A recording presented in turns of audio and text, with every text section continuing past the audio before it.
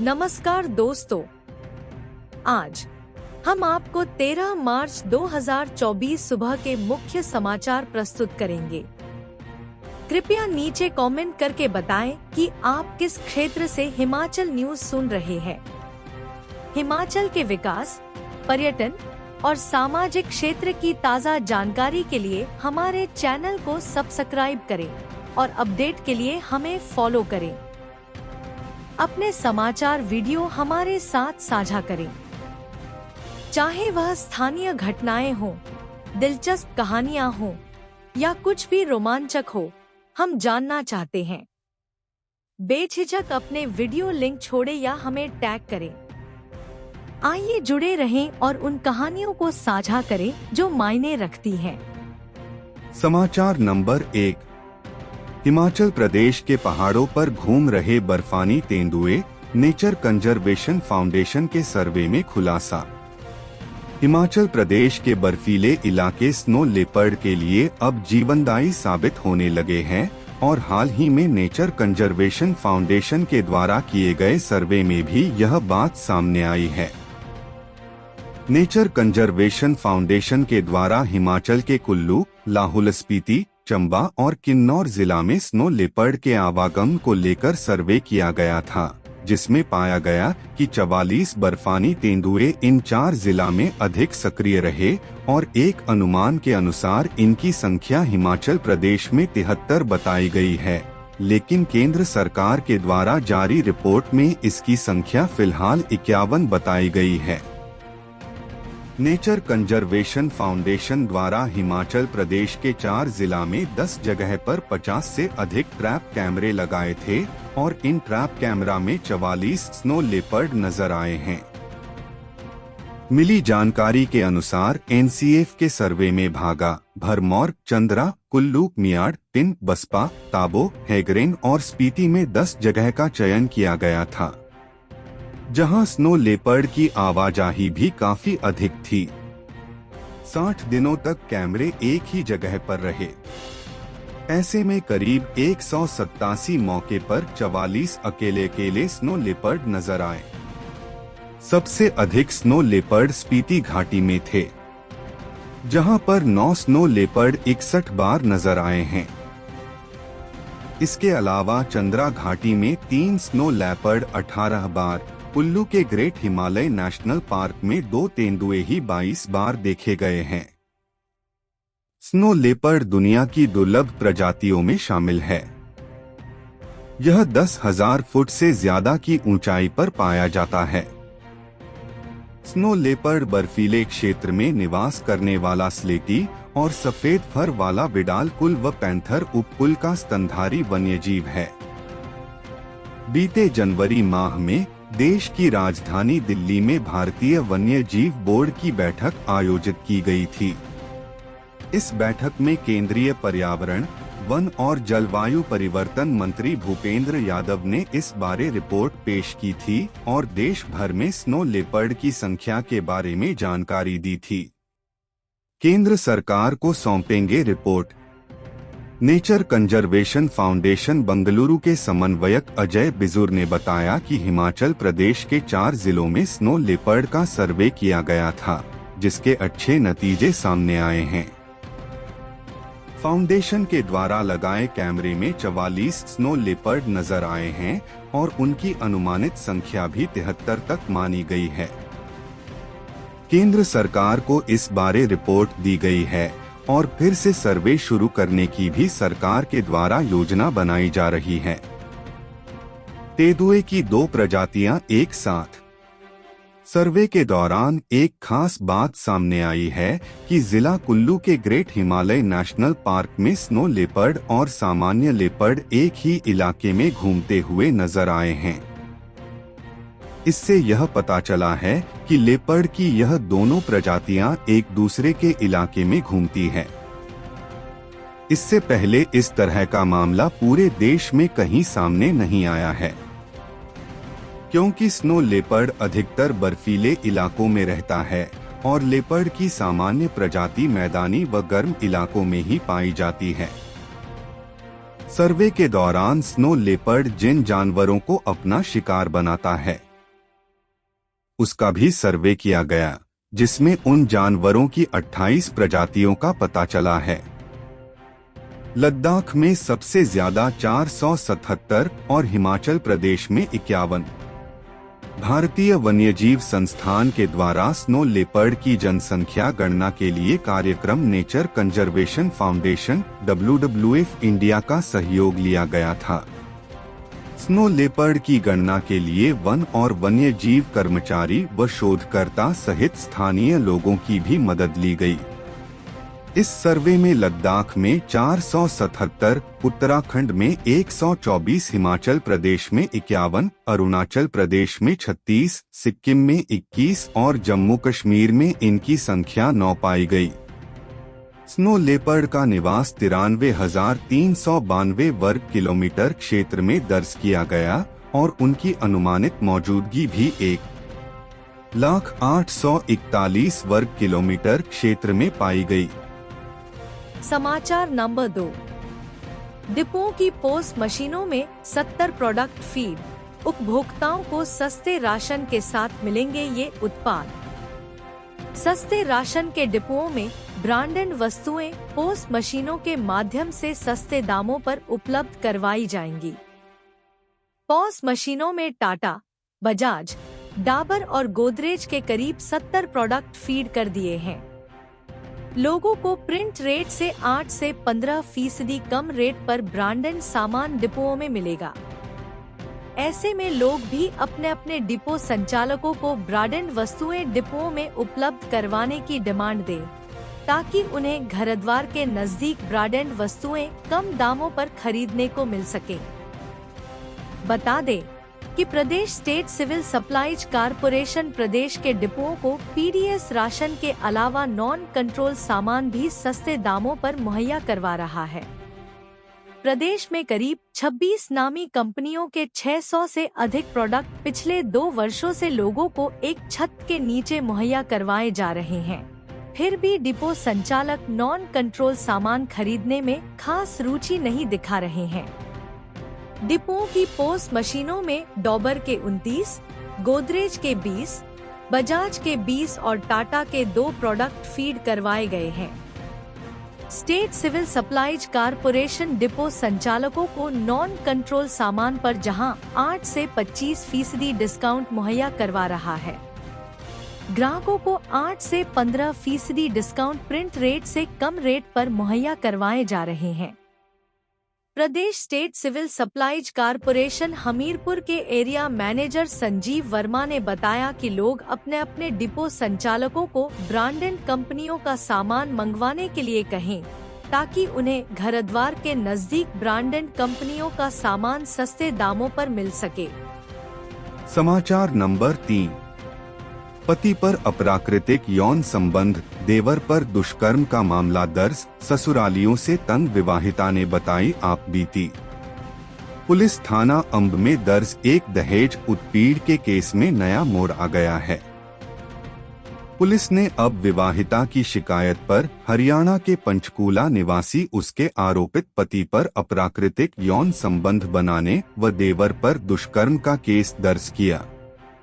पीड़िता ने गत जनवरी माह में कोर्ट के माध्यम से पति व देवर पर कई सनसनीखेज आरोप लगाते हुए दहेज उत्पीड़न का केस दर्ज करवाया था। कोर्ट के माध्यम से पुलिस को शिकायत में विवाहिता ने कहा कि उसकी शादी 2 नवंबर 2020 को हिंदू रीति रिवाजों के अनुसार हुई थी। शादी के समय उसके स्वजन ने अपनी हैसियत के अनुसार ससुरालियों को उपहार भेंट किए थे। बावजूद इसके पति और ससुराल वालों ने दुर्व्यवहार करना शुरू कर दिया। यही नहीं, आरोपित पति उसके चरित्र पर भी संदेह करता था। जून 2021 को पति अपने छोटे भाई की शादी करवाने के लिए उसे अपने माता पिता से 15 लाख रुपए लाने की मांग करने लगा। आरोपियों की प्रताड़ना से तंग होकर जब उसने उक्त बातें अपने माता पिता को बताई तो उन्होंने ससुराल पक्ष को उनके घर जाकर समझाने की कोशिश की। उसके बाद आरोपितों ने उसने माता पिता को आश्वासन दिया कि पैसों की मांग नहीं करेंगे और न ही भविष्य में उसे प्रताड़ित करेंगे। लेकिन कुछ दिन शांत रहने के बाद दोबारा दुर्व्यवहार शुरू कर दिया। यही नहीं, शिकायतकर्ता ने सनसनीखेज आरोप लगाते हुए कहा कि वह अपनी बेटी से वापस आकर अपने कमरे में आराम कर रही थी तो उसके देवर ने उसके कमरे में प्रवेश करके उसके साथ छेड़छाड़ शुरू कर दी और विरोध के बावजूद उसके साथ दुष्कर्म किया। उसका पति भी उसकी सहमति के बिना अप्राकृतिक यौन संबंध बनाता था। आरोपितों की यातनाओं से तंग होकर उसने जुलाई 2023 को उसने घर छोड़ दिया कि पति और उनके परिवार के लोग उसके महत्व को समझकर सुधर जाएंगे, लेकिन इसके बाद भी नहीं सुधरे। थाना प्रभारी गौरव भारद्वाज ने कहा कि पुलिस ने पीड़ित महिला का अस्पताल में मेडिकल करवाने के बाद आरोपित पति व देवर पर अन्य बनती धाराओं के तहत केस दर्ज करके मामले की जांच शुरू कर दी है। समाचार नंबर 4। फतेहपुर में खुलेगा सिविल कोर्ट, सीएम का ऐलान। बोले, जनहित के लिए नई योजनाएं शुरू कर रही सरकार।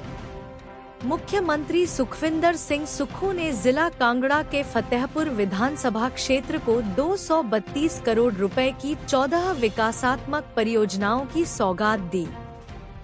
इस दौरान मुख्यमंत्री ने फतेहपुर में सिविल कोर्ट खोलने, फतेहपुर में शहीद स्मारक बनाने, फतेहपुर और राजा का तालाब में सीवरेज सिस्टम बनाने, रे कॉलेज का नाम सुजान सिंह पठानिया के नाम पर रखने, राजा का तालाब में ऐतिहासिक तालाब के जीर्णोद्धार के लिए 75 लाख रुपए, नंगल पटवार सर्किल को पुनः खोलने, तलाड़ा, डक, गुरियाल, चकबाड़ी में 33 केवी सबस्टेशन स्टेशन बनाने के अतिरिक्त बागबानी विभाग का पीसीडीओ फार्म खोलने की घोषणा की।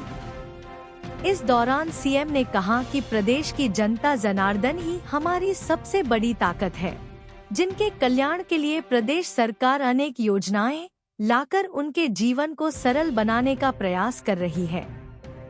इससे पूर्व फतेहपुर विधानसभा क्षेत्र में पहुंचने पर स्थानीय विधायक एवं राज्य योजना बोर्ड के उपाध्यक्ष भवानी पठानिया ने मुख्यमंत्री का जोरदार स्वागत किया। उन्होंने कहा कि किसी भी क्षेत्र की तरक्की और खुशहाली के लिए साधन और संसाधन विकसित करना सबसे जरूरी होता है, जिसके लिए प्रदेश सरकार पूरी तरह से कटिबद्ध और संवेदनशील है। उन्होंने कहा कि आपदा के दौरान मुख्यमंत्री ने प्रदेश के हर कोने में जाकर प्रभावितों की सहायता की।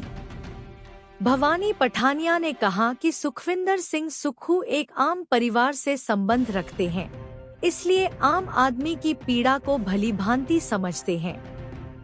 इस अवसर पर विधायक सुदर्शन बबलू, पूर्व विधायक अजय महाजन, अंबर महाजन, कर्ण पठानिया, जीत राम शर्मा, उपायुक्त हेमराज बैरवा, पुलिस अधीक्षक अशोक रतन और अन्य गणमान्य व्यक्ति उपस्थित थे। कांग्रेस ने सत्ता में आते ही बहाल की पुरानी पेंशन। मुख्यमंत्री सुखविंदर सिंह सुक्खू ने कहा कि राजस्थान में भाजपा की सरकार ने सत्ता में आते ही सबसे पहले कांग्रेस सरकार द्वारा शुरू की गई पुरानी पेंशन योजना को रद्द किया, लेकिन हिमाचल में कांग्रेस की सरकार बनते ही हमने पहली कैबिनेट में पुरानी पेंशन योजना को बहाल किया। मुख्यमंत्री ने कहा कि आम लोगों को राहत प्रदान करने के लिए राज्य सरकार द्वारा राजस्व लोक अदालतों का आयोजन किया जा रहा है, जिसमें अब तक 90,000 से अधिक इंतकाल तथा 7,000 तकसीम के मामलों का निपटारा किया जा चुका है। इसके साथ ही कानून बनाकर अनाथ बच्चों की देखभाल के लिए मुख्यमंत्री सुखाश्रय योजना आरंभ की गई है। यही नहीं, विधवा एवं एकल नारी के बच्चों की शिक्षा का खर्च राज्य सरकार वहन कर रही है। ओकोवर आकर कहा, शुक्रिया मुख्यमंत्री जी। महिलाओं ने इंदिरा गांधी प्यारी बहना सुख सम्मान निधि के लिए कहा थैंक्स। शिमला जिला के विभिन्न क्षेत्रों से आई सैकड़ों माताओं और बहनों ने मुख्यमंत्री आवास ओकोवर शिमला में सुखविंदर सिंह सुक्खू से भेंट की और इंदिरा गांधी प्यारी बहना सुख सम्मान निधि प्रदान करने के लिए उनका आभार व्यक्त किया। इस अवसर पर मुख्यमंत्री सुक्खू ने कहा कि इंदिरा गांधी प्यारी बहना सुख सम्मान निधि योजना लागू कर प्रदेश सरकार ने अपनी 5वीं चुनावी गारंटी पूरी की है। उन्होंने कहा कि प्रदेश सरकार ने सत्ता संभालते ही 1.36 लाख सरकारी कर्मचारियों को ओपीएस का लाभ देकर अपनी पहली चुनावी गारंटी पूरी की है। महापौर नगर निगम शिमला सुरेंद्र चौहान ने शिमला में शिमला हॉट स्थापित करने का आग्रह किया।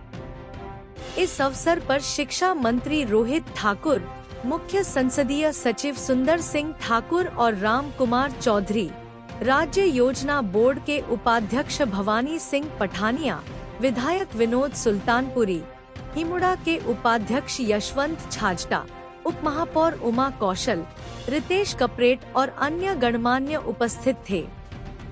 समाचार नंबर 5। ठियोग में खाई में गिरी कार, 3 की मौत। धनोट में पेश आया हादसा, पुलिस ने शुरू की छानबीन।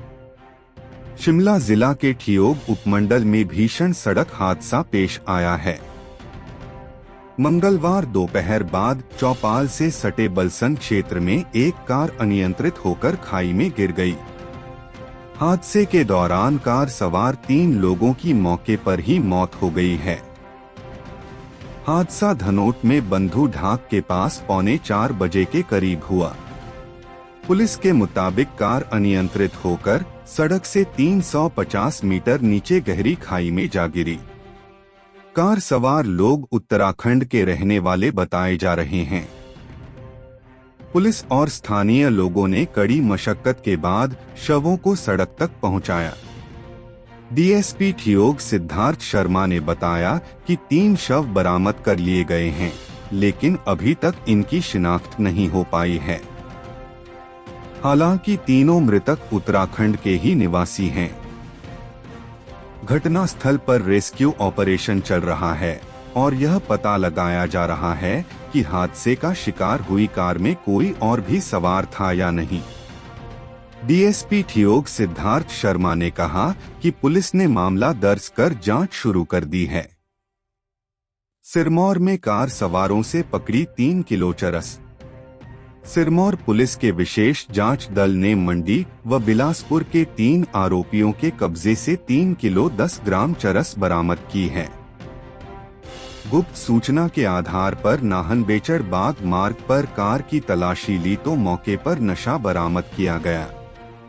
आरोपियों की पहचान मंडी के थुनाक के रहने वाले नरेंद्र, बिलासपुर के झंडूता तहसील के ललित कुमार व मंडी के थुनाक के छायाकांत पुत्र केशव राम के तौर पर हुई है। पुलिस अधीक्षक रमन कुमार मीणा ने बताया कि आरोपियों को अदालत में पेश किया जा रहा है। 5 अप्रैल तक बढ़ी अंतरित जमानत।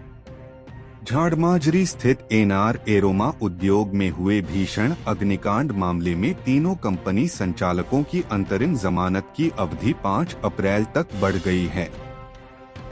अग्निकांड मामले में फरार चल रहे कंपनी मालिकों को हाई कोर्ट से पहले 12 मार्च तक अंतरिम जमानत मिली थी। उसके बाद मंगलवार को दोबारा इस मसले पर सुनवाई हुई, जिसके बाद कोर्ट से तीनों आरोपियों को 5 अप्रैल तक अंतरिम जमानत मिल गई। डीएसपी बद्दी खजाना राम ने बताया कि कंपनी के तीनों संचालकों को कोर्ट से अब 5 अप्रैल तक अंतरिम जमानत मिली है। 2.98 करोड़ की संपत्ति अटैच। प्रवर्तन निदेशालय ने हिमाचल प्रदेश में बड़ी कार्रवाई करते हुए ऊना के एक कारोबारी की 2.98 करोड़ रुपए की संपत्ति अटैच की है। ईडी ने पीएमएलए 2002 के तहत कार्रवाई करते हुए ऊना जिला के हरोली ब्लॉक के तहत अवैध खनन मामले में कार्रवाई करते हुए यह कदम उठाया है। इस मामले में ईडी ने करीब 1.5 वर्ष पूर्व ऊना, चंडीगढ़ व पंजाब के कुछ अन्य स्थानों पर दबिश देते हुए हरोली क्षेत्र में संचालित किए जा रहे क्रशर उद्योग मालिक की संपत्तियों की जांच की थी। इसी मामले में ईडी ने कार्रवाई करते हुए 13 लाख रुपए की चल संपत्ति व 2.85 लाख रुपए की अचल संपत्ति को अटैच किया है। समाचार नंबर 6। सोशल मीडिया पर जागरूक किए ड्राइवर, ट्रैफिक टूरिस्ट एवं रेलवे विभाग ने यातायात नियमों पर छेड़ा अभियान। हिमाचल प्रदेश पुलिस के ट्रैफिक टूरिस्ट एवं रेलवे विभाग ने वाहन चालकों को ट्रैफिक नियमों के प्रति जागरूक करने के लिए सोशल मीडिया पर जागरूकता अभियान चलाया है। एएसपी टीटीआर नरवीर राठौर ने नेतृत्व में ट्रैफिक टूरिस्ट एवं रेलवे पुलिस की टीम सोशल मीडिया के माध्यम से वाहन चालकों को जागरूक कर रही है। अतिरिक्त पुलिस अधीक्षक नरवीर सिंह राठौड़ ने कहा कि सड़क सुरक्षा हर किसी की जिम्मेदारी है। उन्होंने कहा कि वाहन चालक वाहन चलाते समय सीट बेल्ट पहने, गति सीमा का पालन करें, ध्यान भटकाने से बचें, हेलमेट का प्रयोग करें, ट्रैफिक सिग्नल का पालन करें, सुरक्षित दूरी रखें, अपने वाहन की जांच करें, संयम से गाड़ी चलाएं। नरवीर सिंह राठौड़ ने आगे बताया कि मोटर वाहन अधिनियम के अनुसार सीट बेल्ट न पहनने पर 1000 रुपए जुर्माना, स्पीड लिमिट का पालन, ओवर स्पीडिंग के लिए जुर्माना वाहन और उससे अधिक स्पीड के आधार पर अलग अलग होता है। गाड़ी चलाते समय मोबाइल के इस्तेमाल करने पर 1000 से 5000 रुपए का जुर्माना लग सकता है। दोपहिया वाहन चलाते समय हेलमेट न पहनने पर 1000 रुपए का जुर्माना हो सकता है। लापरवाही से दुर्घटनाएं होने पर भारतीय दंड संहिता के तहत आरोप लगाए जा सकते हैं, जैसे लापरवाही से गाड़ी चलाना, धारा 279, या लापरवाही से मौत, धारा 304A। आपातकालीन वाहनों को रास्ता न देने पर 10,000 रुपए तक का जुर्माना और टर्न सिग्नल का उपयोग न करने पर 1000 रुपए तक का जुर्माना हो सकता है। भारतीय दंड संहिता के तहत सड़क सुरक्षा से संबंधित उल्लंघनों पर आपराधिक आरोप भी लगाए जा सकते हैं, जैसे लापरवाही से गाड़ी चलाना, धारा 279, दूसरों के जीवन या व्यक्तिगत सुरक्षा को खतरे में डालकर चोट पहुंचाना, धारा 337, और लापरवाही से मौत का कारण बनना, धारा 279, 304A शामिल है। समाचार नंबर 7। साइबर ठगों के निशाने पर हिमाचल, हर दूसरे दिन ठगी का मामला दर्ज, 4 साल में 4 गुना बढ़ा ग्राफ। हिमाचल प्रदेश में हर दूसरे दिन लोग ठगी का शिकार हो रहे हैं। साइबर ठग हिमाचल की जनता को साइबर ठगी का शिकार बना रहे हैं। प्रदेश में पिछले 4 साल की तुलना में 4 गुना साइबर क्राइम के मामले बढ़े हैं।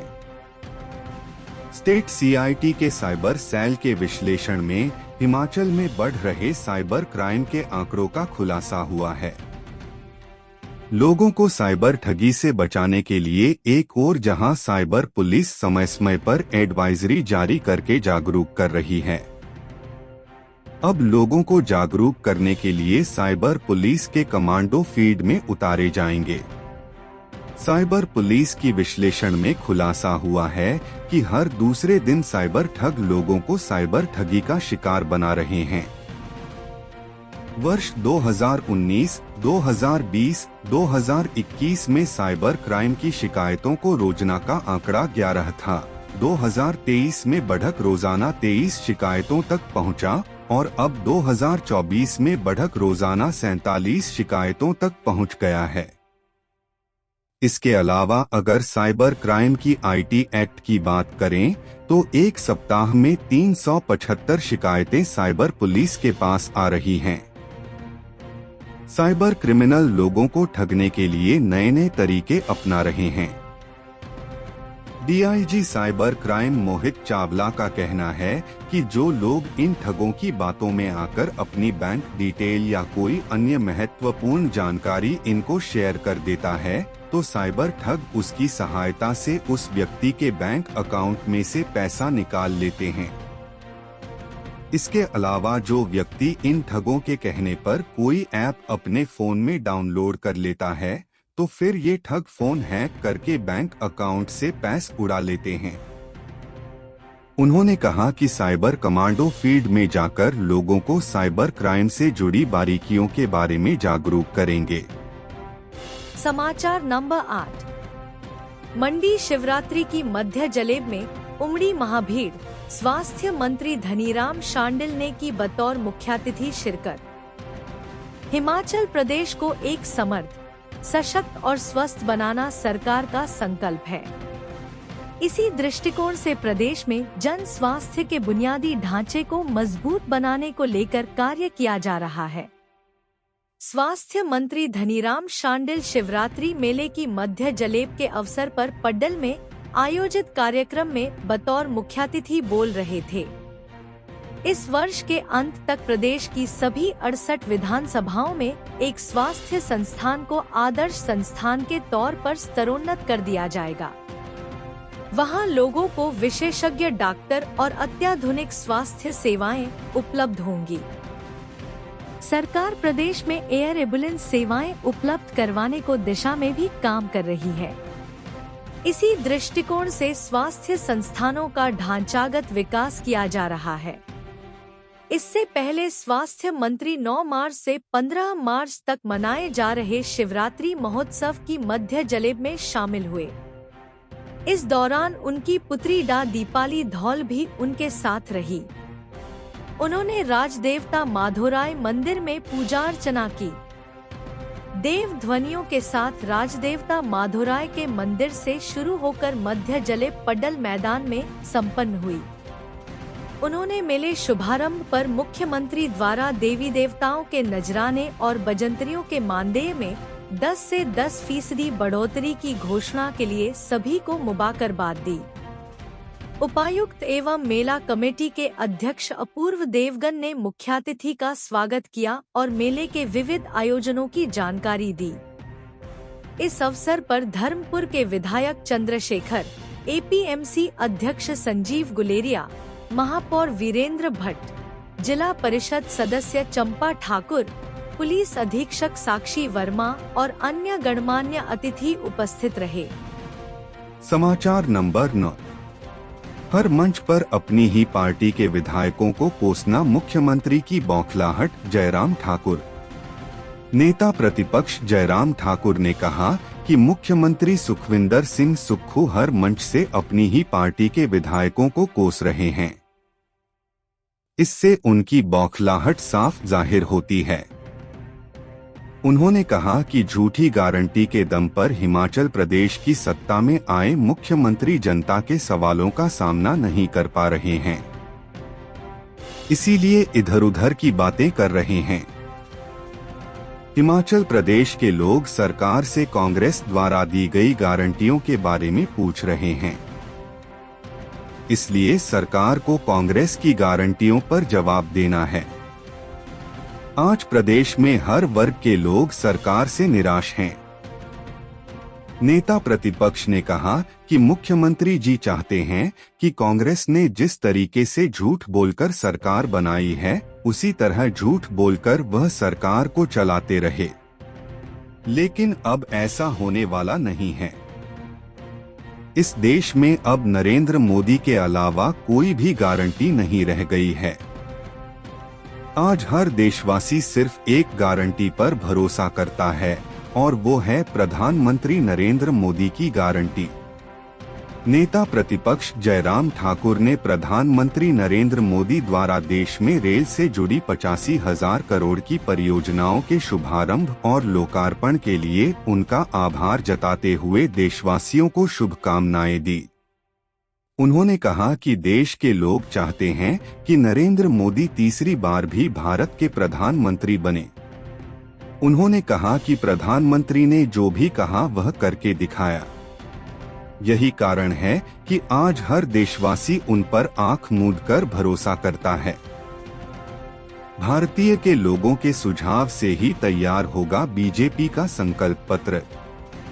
जयराम ठाकुर ने कहा कि भारतीय जनता पार्टी का संकल्प पत्र भारत के लोगों के सुझाव के आधार पर ही तैयार किया जाएगा। इसके लिए देश भर में कार्यक्रम चलाए जा रहे हैं। इसी कड़ी में हिमाचल प्रदेश में भी संकल्प पत्र सुझाव यात्रा के अनेकों कार्यक्रम चल रहे हैं। चारों संसदीय क्षेत्रों में 2-2 वाहनों के माध्यम से प्रदेश के सभी वर्गों के सुझाव आमंत्रित किए जा रहे हैं। जयराम ठाकुर ने कहा कि यशस्वी प्रधानमंत्री नरेंद्र मोदी द्वारा देश भर से सुझाव आमंत्रित किए जा रहे हैं, जिससे सबका साथ, सबका विकास, सबका विश्वास और सबका प्रयास के मंत्र के साथ राष्ट्र निर्माण में सबका सहभाग हो सके। समाचार नंबर 10। भ्रष्टाचार को रोकने के लिए बनाए जाएंगे और सख्त कानून, फतेहपुर में बोले सीएम सुखविंदर सुक्खू। मुख्यमंत्री सुखविंदर सिंह सुक्खू ने कहा कि प्रदेश सरकार भ्रष्टाचार को रोकने के लिए पूरी सतर्कता और सावधानी से कार्य कर रही है तथा इसे पूरी तरह से रोकने के लिए और सख्त कानून बनाए जाएंगे।